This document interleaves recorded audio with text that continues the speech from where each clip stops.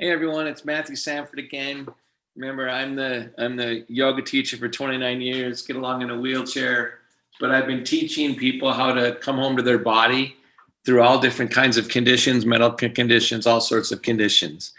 This is the week 4 of a 7-week course on the effect of trauma on the mind-body relationships and ways to utilize the body not just as a tool but as a teacher for that's the body that does a lot. There's a lot of learning that goes from body to mind, and that's really important when you have a mind that is protecting and surviving against trauma, right? So just a quick review again. I'm trying to get across a sensation based approach, meaning like there's the sensation of being empty and full. Like everyone drop your chest, that'd be rolling your shoulders down, dropping here. That'd be the sensation more of emptiness, especially while holding your breath, right? Opening your chest, expanding outward, right, has a sensation of fullness.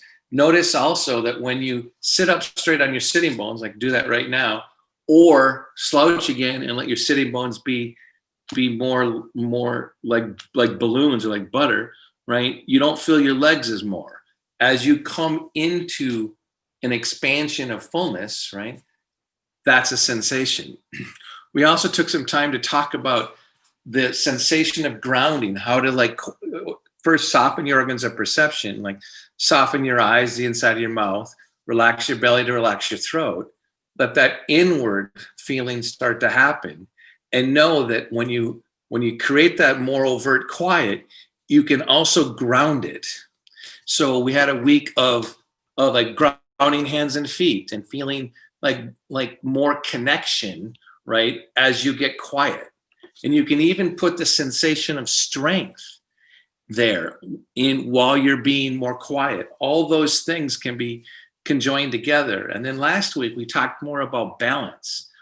And balance not just being teeter-totter balance, but knowing that you're stronger in both mind and body when you're in balance. And so, like, for example, if you're standing on one foot, if you can stand up and you're on one foot, someone can push you over way easier. That's physical balance. But what I wanted to get across last week was that balance is more than just an accomplishment. It's the equal distribution of presence throughout your body. So the sensation of balance has as much to do with filling the vessel from inside to out with some of the quieter elements of you becoming embodied, right? That's also balance, not overworking. So for example, a lot of you go through your day and you may not even notice that you clench your jaw and you grip the inside of your mouth. That's being out of balance, right? There's a whole bunch of things where balance. And today, what I want to focus more on is the relationship between these things we've done before and the sensation of expansion. Now, one of the things as a yoga teacher, I'm trying to get across to you, if you're a survivor of trauma, but also if you're helping people with trauma and or both, is that there's a really important relationship between expansion and some of the other things we've done. And also that mind enters the body through reference. So you've got this thing that like floats around, whatever you want to call it, and it doesn't quite know where your body is until you move something or until you touch something. So the basic fundamental mind-body truth when you're trying to help someone is know that they often need reference in order for mind to find the body. So a real commonplace example I often give is you're laying very comfortable at night in your bed, you're not moving, you're warm, and you might not be able to tell because you haven't moved for a while, like where your feet are until you move it and it touches the blanket. Mind enters the body through reference. So here's another truth about expansion, or expansion. When you watch people that have survived long lives, aging, but also have gone through a lot of stuff, they tend to pull away from the outer edges. There's a sensation of disconnection that starts to happen, right? And this is going to happen as you age, and that's inevitable. But it also can often happen to someone that's gone through a lot of trauma. So the sensation of receding is actually one of the symptoms of disconnection, right? And there's a lot of ways to try to offset that and try to start having practices that create a different level of expansion. Now, here's another paradox, and we're going to put these things to practice. It turns out, like if I were to ask you to locate where your center of your palm is right now, right? You'd have to move your hand, or you'd have to touch. Again, that's the mind enters the body through reference. How do you create mind-body exercises that continually create reference so the mind can start to experience the calming effect of the body's presence? Now, what's strange about this, about the sensation of expansion now, so I can, everyone take your arm up over your head and reach up, like, reach for the sky, like if you could just reach. Well, wait, if you actually ground down and drop the shoulder blade down and stretch up, then reach beyond your fingertips by hitting down through your sitting bones, you can start the sensation of expansion that comes from grounding. Now, it turns out one of the paradoxes is that in order to truly expand and fill the room and fill your body, it turns out that you need some boundary. So this just isn't a psychological thing. We know boundaries are really important psychologically, but in fact, in order to have the sensation of expanding, of filling the vessel, you need to feel some sort of boundary or some sort of reference. So everyone sit up in your chair, sit up straight and tall, right? Start to feel where your feet are, where your sitting bones are. Now hit down through your sitting bones into the seat of your chair, lift up through your chest. Now already taking time to feel your sitting bones is a form of reference, right? So hit down, rise up, and now extend out through the top of your head too, right? So you're going in multiple directions, a down and up, and now feel the outer tips of your shoulders. And now take a breath at inhalation, and then exhale, and keep extending out through the tips of your shoulders and top of your heads and down through your sitting bones as you exhale. So both on the inhalation, which is a natural expansion, and on the exhalation, you're working to expand. Again, feel your sitting bones, lift your lower abdomen up, press down from your inner groin to your inner knee, down your inner heel. Feel the outer tips of your shoulders. Take an inhalation, feel the expansion of that, and then continue expanding even on exhalation. One more time. Fill the vessel, fill both your fullness and control and your emptiness, the place that you receive more, on the inhalation. Bring it even to more focus into action. So when you exhale, hit down through your sitting bones and stretch out to the top of your head even more. These are simple inward to outward sensations of expansion. So now I want you to take your arms wide. So your arms go wide here, right? And then just get bigger and feel where your fingertips are. So I just rub my fingertips together so I can know exactly where they're in space.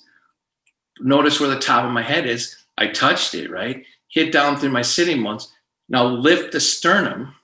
Take the shoulder blades back towards the core and go beyond your fingertips. Take a breath.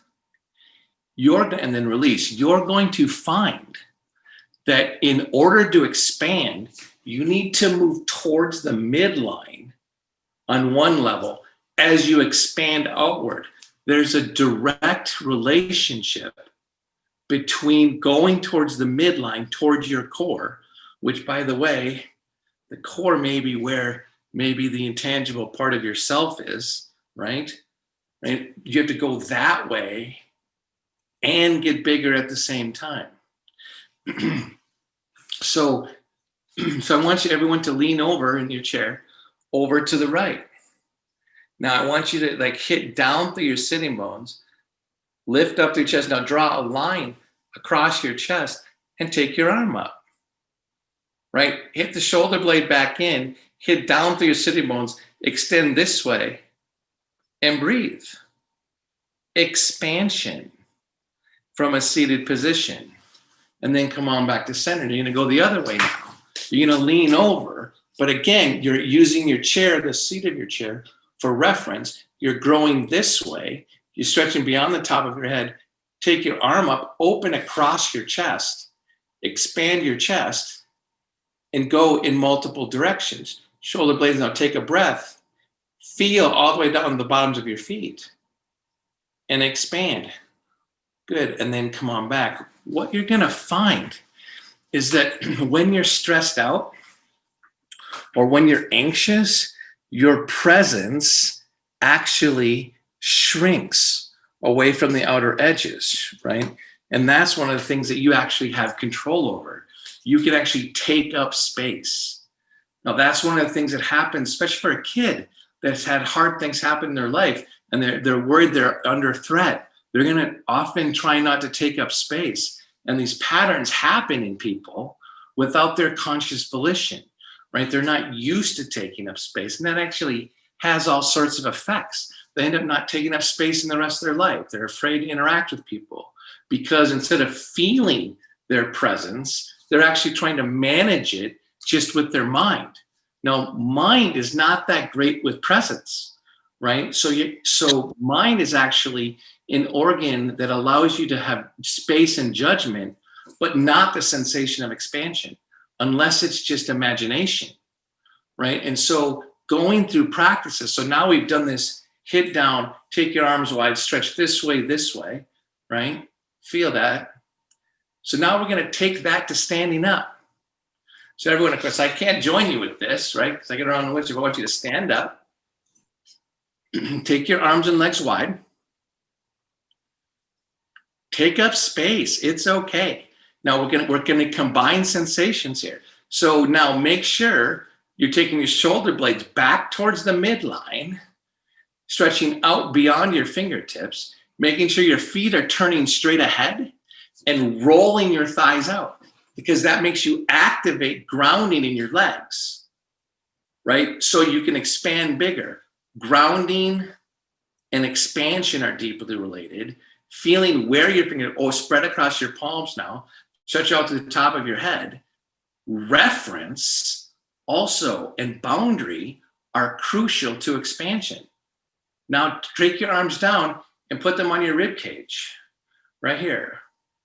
Let that calm you down. Remember, the calming energy is part of what wants to have exercise while you're moving, right? A mind-body approach to where trauma lands includes the quiet, combines it with action.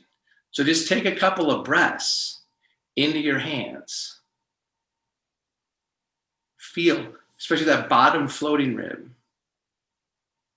That's a really important place of your spine, by the way, right? And now inhale and take your arms wide. Your feet are pointed straight ahead. Your thighs are rolling out. The shoulders are going back towards the spine as you stretch out to the fingertips. Now that place you just touched, that you can feel the reference in your memory, breathe right into that bottom floating rib. And then exhale and go and stretch even beyond your fingertips even more. So you get this kind of inhalation, exhale, it's like it's undulating. Inhale, fill up the vessel. Touch that rib. Exhale, extend into space. Good. And then take your arms and legs together and stand back into straight. Put your feet together, your legs together. Remember, this is your midline. Your spine in your body is a manifestation of your midline, right? That's a good place. So as you stand there and balance on the four corners of your feet as you're standing, so you start to go inward, trying to figure where the four corners of your feet are, hit your legs together a little bit and feel the rise up through the chest. Press down through your heels and extend out through the top of your head. Keep the shoulder blades down and spreading, right? Ground and expand, right? Because a mountain, this is mountain pose. A mountain is the most grounded thing you're ever going to see. And it's the most majestic. And you're trying to fill up both. Now, take your, now from this midline position, feel what that feels like. Take your legs wide again, 3.5 to 4 feet wide. Take your arms wide, but keep the imprint of the midline, right? So take your arms and legs wide. And again, you know that one of this space, you go beyond your fingertips, down through your heels, right? But the space of breathing into this part of your rib cage at the diaphragm is part of the expansion. Don't forget the sensation of the midline. Extend from the center of your elbow out to the center of your wrists. Open the backs of your knees. Be in your whole body. You get to take up space. Good. And then take your arms down. Bring your legs back together. So it turns out that, like, when people are in the presence of other people, especially people that they're intimidated with, they end up not taking up as much space like that, because somehow in the presence of others, you feel like you're not worthy to be in space sometimes. By the way, everybody has that voice a little bit. And instead of trying to go, hey, I'm worthy, that's good too, sometimes it's just really smart to expand in your body, right? So stand up tall, go back to standing, stand on balance on your feet, take up space, even wiggle your toes. No matter who you're in the room with, they don't get to stop you from wiggling your toes. They don't get to stop you from feeling your heels. Stay in your body when you're in the presence of someone or something that's subtly, and don't do it when it's the hardest. It's hard to do that when you're walking, like in a really what you've perceived to be dangerous. Practice taking up space at home. When you're in your body, use the presence of your body as a way to expand into space and to practice. For when you do that, you will have more control over your life. Now, the other sensations that I really like is practicing the sensation of expansion while having my spine supported. So if you're feeling kind of adventuresome right now, of course, it's like always, this is always up to you. I want you to lay on your back, take your arms and legs wide again, right? And do the same thing we just did standing up, but lying down. Because one of the things when you get uptight and anxious, when anyone does, you lose the sensation of relief. So here, as you lay flat on your back, and by the way, I think everyone should lay flat on their back like 3 times a day. You get 3 servings of laying flat on your back with your arms wide when no one's around. Like it should be like broccoli, or eating vegetables. So arms and legs wide, let the floor support you. Right? Go and stretch from the back side of your body where the support is. Extend out through your heels and beyond your fingertips. Right? And now bend from the elbow and place your hands on your rib cage. Feel that grounding nourishment, that calming energy that happens. Keep that with you. Take your arms wide again. Stretch out through your heels and beyond your fingertips. And use the support of the floor. Soften your jaw, the inside of your mouth. There's the organs of perception. And be strong and full in space while you're being supported. This is a good sensation to practice. I often lay like this in my bed and let the busyness of my life hover above me before I start my day. So I remember where I am in space before all the complexity and worries of my day. It's also a great thing to do before you go to sleep. Guess what? Your relationship to support is up to you, right? You get to study it.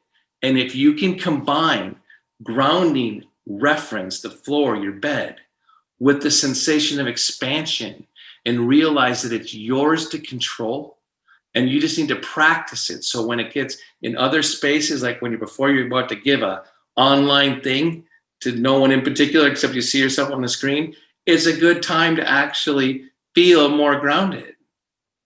You've got all of this potential in your body, ways that your body gets to bring input to your brain that'll allow your brain to have relief. It's so cool. And it's underappreciated by almost all of us. Some days I'm better at it, at utilizing my body and let it teach my mind. Some days I'm not, but always I'm better if I do. All right, everybody. That's the end for today. I would love to receive any questions if you have them. I'll take a quick look. Next week, we'll be talking about a sensation of direction, right? Like, how do you create direction from inside to out? You're going to find that it's easier to study how to create a sense of direction. My son's 21 and he's trying to find the purpose of his life, and good luck with that, right? Huge purposes. But if you can start to practice a sense of direction in your own mind-body relationship, and then let that teach you what it means to move towards something from a grounded place, your body has so much to teach. We're just not used to listening to its song, right? Your body sings you a song. I learned that through paralysis, that even though my spinal cord was severed, my body never stopped talking to me. It never stopped singing to me, right? I just had to learn to listen differently. And what I realized is that when you do that, not only does it allow people with physical disabilities to move better, it helps trauma survivors come home and reclaim the only body they're ever going to have. All right. I don't see any questions. Pat, do you see any that I missed? Yeah, there were two. I'll read them for you. Okay. Give me a second here. Maybe there's more since I checked last, but let's see. Do you have any previous? Oh no, never mind. What was the point of the thighs go out when standing? Well, what that does, the inner thighs roll out, is that makes you engage your thigh muscles, which actually moves the muscle. If your feet are pointed straight ahead, so that's one way, right? And then you roll the thighs slightly out. That makes your muscles in your thighs engage and grip towards the bone. I'm stringing together a whole bunch of beats. That creates reference, right? And a boundary, which then creates a sense of strength that travels up from the legs to the spine. So what you're going to find in yoga poses, in asanas, right, is that they're going to ask you to engage your body to create grounding, reference, control, and expansion. And that's how a yoga pose works. And so it's just a way to get you to engage your thighs. Because if I just tell you to squeeze your thigh bone with your muscle, with your quadricep, you're going to go, huh? But if I tell you to point your feet straight ahead and roll your thighs out, it actually makes you do it, or helps you to find a way to do it. Yeah, someone's saying I experience quite a bit of tear and some phantom pain comes whenever I'm asked or invited to look inward to my body, right? I tend to ignore these signals so I can be more functional. By the way, ignoring them when you need to be more functional, it's a good strategy, right? The point, is, so do what you got to do to get through your day.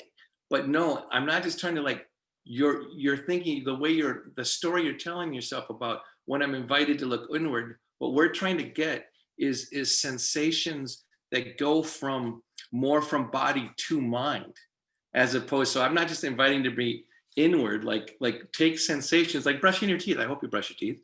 Brushing your teeth and start to feel the freshness in your mouth from the toothpaste, and let that come through your whole body. Don't think that it just has to be this deep, dark inward thing. When you take a shower and it feels good, let that be a sensation of inward direction, right? It doesn't have to be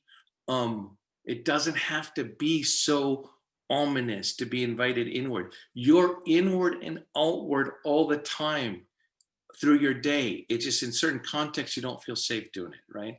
And the other thing that's really important is you get to stop going inward as soon as you want. Like, just stop it.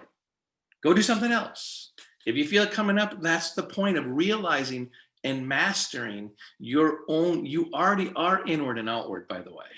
That's just how the nervous system's wired, right? So you get to choose when you pay more attention to it. Someone asked if we have other things available. Yeah, we have a YouTube channel. My nonprofit does.